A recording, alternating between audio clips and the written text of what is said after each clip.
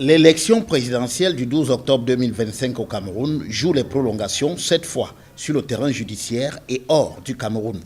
Issa Chiroma Bakary, battu lors de ce scrutin, des résultats qu'il conteste et s'est autoproclamé vainqueur, annonce qu'il a porté plainte à Paris contre Paul Biya et 21 personnalités devant la cour judiciaire du tribunal de Paris, sur la base du principe de la compétence universelle.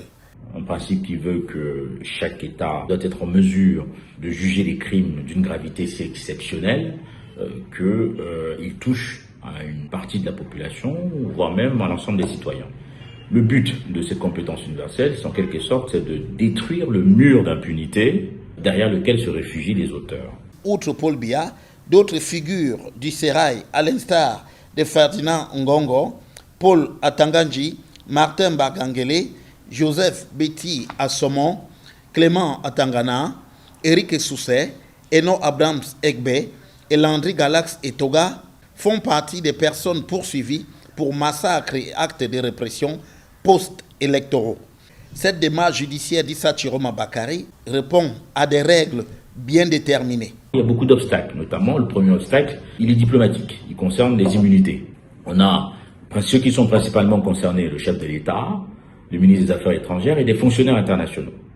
Le reste ne sont pas concernés par cette immunité. Ils peuvent notamment se faire interpeller lors d'un passage à l'aéroport.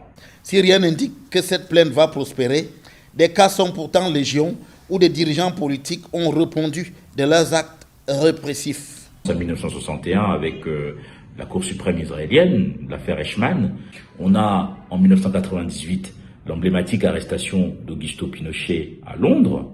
On a en 2013 Hissène Habré qui s'est réfugié au Sénégal parce que le Sénégal applique aussi la compétence universelle.